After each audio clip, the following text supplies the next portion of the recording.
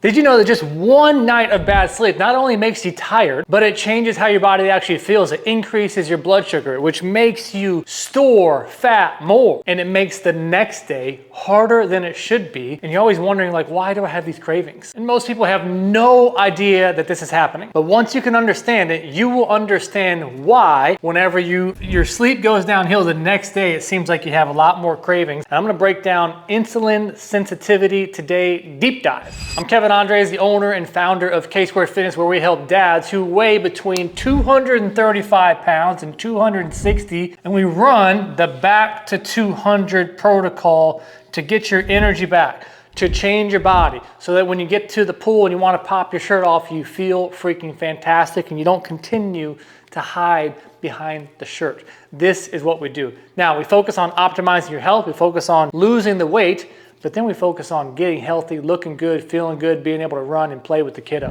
And in this video, we're gonna be talking about how sleep, insulin, and glucose are all connected and how they affect the way your body feels and changes in your transformation journey. So I wanna start with just one night of bad sleep, how this can seriously affect your insulin sensitivity by 20 to 30% the next day. That's not even like a long-term damage. We're talking about one night. So you're probably asking yourself, what the heck does that even mean though, insulin sensitivity though? I know you've heard the term like high blood sugar, so let's break that down. Whenever you eat carbohydrates, that breaks down into glucose, enters into your bloodstream, and insulin's job is to move that glucose into energy storage. Don't worry, I'm not gonna make this too overly complicated, but I do want you to begin to really think about this if you give a dang about figuring out how to lose your spare tire and get back down to a 33, 34, 35-inch waist, because the timing of this stuff and how it affects your insulin is going to affect the way your body stores fat. So stick with me, I'm gonna do a little bit of education, and then I'll show you how to practically apply it. So when insulin levels are good, that glucose is gonna be used and stored into your muscles. Bigger muscles, looking good, feeling that freaking cobra. Your blood sugar levels return to normal. And that's when your energy actually feels stable and you have good energy. But here's the deal, after poor sleep, the insulin, the cells resist it. Glucose will stay in the bloodstream for longer instead of getting into the muscles. And your insulin stays elevated for longer. So in short, that's what high blood sugar is. And chronically high blood sugar tells the body that, hey, something is going on, something is not right. We need to store this for energy for a later point in time. Know how entirely this is true when I say this, but basically it says that, well, I'm just gonna store this as fat. And you could almost look at like insulin as a fat storing hormone. So after a poor night's sleep, you do need to have some insulin to handle the same amount of carbs. But how, and this is why when we get into like zone 2 training and how our body actually uses fat oxidation as fuel, one poor night of sleep decreases that. I'm saying it over and over again, but that energy gets stored instead of used as fuel, as energy, what we want in our workouts and what we want as we move throughout the day. Same food, worse outcome. And here's how this cycle begins to happen. If you get poor sleep, you get insulin resistance. Insulin resistance leads to higher hunger, is when those cravings start to kick in at night. And then you start to eat later at night, and then you sleep poorly. Because whenever that goes up, melatonin goes down. And you want to have that melatonin released to help you sleep better. So this is how you get stuck into this cycle. That's why people, I hear it all the time, they say that I'm disciplined all day, but then once the nighttime comes around, I just fall off the wagon. That's not like a character flaw. It's literally biology and your physiology fighting back and pressing back on you because it's science. One of the simplest things that you can do when it comes to actually, okay, I kind of understand what's going on, but like, what do I actually do? One of the easiest things that you can do is close the freaking kitchen. And I'll explain why. After you are done eating, if you can make it to where 2 to 3 hours prior to you going to bed where you do not eat, this will help your insulin, because when you do it, the opposite happens. It raises your insulin. When you raise your insulin,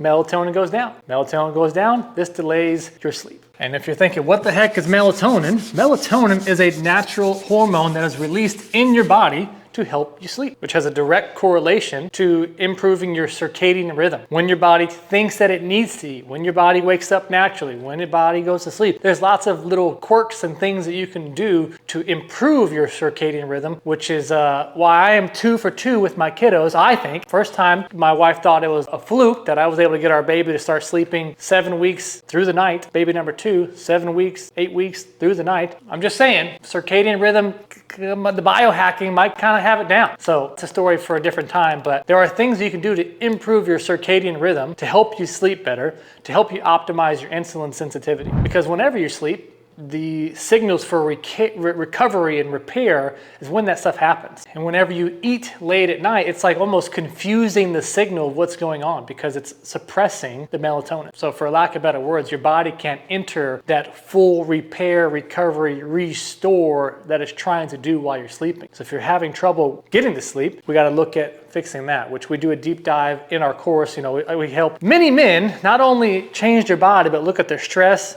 look at their sleep, optimizing your health, because I'm not a bodybuilding coach. I'm not trying to get you out on stage with the spray tan and have you eating chicken, broccoli, and rice. I'm trying to optimize your health so that you can have the energy, be around for a long time for your kids and for your grandkids. So you're probably asking the question, well, like, what if it's just a small snack? You know, like if you're gonna have a small snack, you wanna stick to protein and fiber. Something like Greek yogurt, yeah, it's got the protein, but it's still gonna affect your insulin. Something like oatmeal is gonna be a higher carbohydrate, so it's gonna have a higher insulin increase. And what happens when your insulin goes up? It suppresses your melatonin. So it's not as great to have before you go to bed. You know, higher sugary, higher carbohydrate cereals, whatever the heck you guys snack on, call it a protein bar. If it's a protein bar, it's a candy bar. Look how much sugar is in it. If it's got more than 1 gram or any, it's a candy bar. It's not a protein bar. So if you were to have something before you went to bed, it needs to be primarily protein source, good amount of fiber, very low in carbohydrates, because that stuff digests slower and they create a smaller insulin response. And if it's a smaller insulin response, what happens?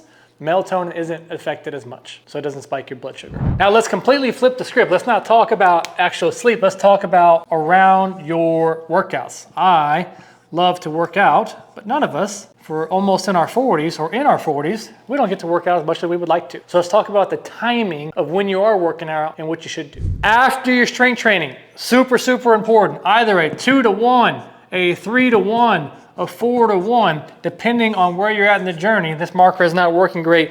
You want to have carbohydrates. Your body is at a peak priming potential to be able to get those carbohydrates into the muscles because glycogen was used and it wants to put it back into the muscles rather than storing it. So center your carbs around your workout. Your glucose intake is up, so less insulin is required. This is why studies show that up to 40% more glucose can be stored into your muscles. Pipes, baby, is what you want, the Cobra, baby, so that it goes into your muscles and doesn't store as fat. Centered around your workouts. I can't say it enough. Notice the ratio is 2-to-1, 3-to-1, 4-to-1, depending on your level of endurance of an athlete that you are. That's carbs to protein. 50 to 25, 75 to 25, 100 to 25, not 75 grams of protein and 12 carbs. That's why you're gonna end up overeating later at night, because you're not getting the carbohydrates into the muscles. That's why your body's not changing. You gotta trust that it's okay to have sugar and carbohydrates around your workouts. Trust it. And how this actually carries over to fat loss is the carbs go into the muscle. Yes, I just said that 15 times, but the glycogen is replenished. The glycogen is what is used whenever you work out. So your recovery improves. Your body breaks it down. Your body restores it and repairs it. Your metabolism stays higher. Same carbs, just a different digestion into your body. Put it around your workout. So now you may be thinking, well, what if I train later at night? Then does that defeat the purpose of having all that, because it's going to mess with my insulin? Can you train in the morning? It's better for your circadian rhythm. It's better for your energy levels throughout the day. It's better for your focus, better for your clarity. It will help you sleep better at night. But if you cannot do that and you have to train at night, carbs after your workout are still appropriate. You're just gonna wanna probably do something like, one of the ways you can improve your digestion is if you're eating later at night and because you're training later at night, make it a habit of going for a 10 to 15, if 20, 30, whatever, how much time you can, go for a walk after you eat so you can improve your digestion. This will get,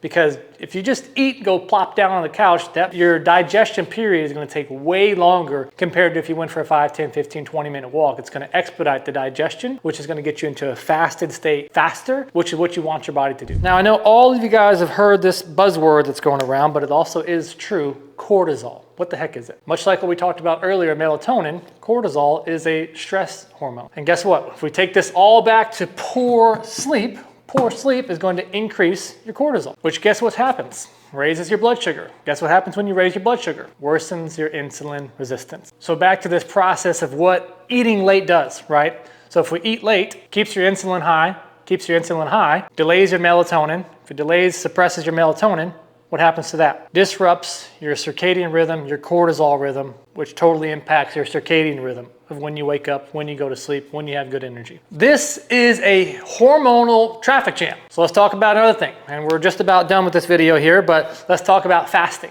Fasting can help you, but it doesn't need to be extreme. Fasting helps to lower your insulin. It improves your insulin sensitivity and can potentially help you with your fat oxidation so that you can use that as energy. And this is why I talked about earlier, if you can walk after your meals, you can get into a fasted state faster. Now you may want to consider once a week doing like a short fast where you don't eat for 12 to 16 hours and you make this a part of your rhythm. On a particular day of the week, you're going to do a fast. Or once a month, you're going to do a 24-hour fast. Like little things like this actually do help improve your metabolic health. Now, for most people, you probably don't need to do a 24-hour fast. It's not necessary, you know. It can cause more stress than it's needed, and it's not really required to see results. The simplest and the easiest thing that you can do is, like I talked about, center your carbs around your workout. Make sure that you don't eat 2 to 3 hours before you go to bed, and walk after your meals. And I just want to button this all up with what an insulin response is. How much insulin your body is releasing after you eat. If you have a high insulin response, you're going to have a high fat storage, which is, for lack of better words, less fat burning. If you have a lower insulin response, it's going to be better. So how do you get a lower one, right? You focus on protein and you focus on fiber. That's why that stuff is so popular. More protein, 1 gram of protein for your body weight. This is the reason why, because we don't want it to be messing with your insulin. If we mess with your insulin, we mess with your sleep. See why this is all connected now? And I know that we did a pretty deep dive on this, and it can be a little bit overwhelming here, but if you want to have more support, more structure with this process, more understanding, and just be given a framework of how you can implement this into your life so that you can see results like this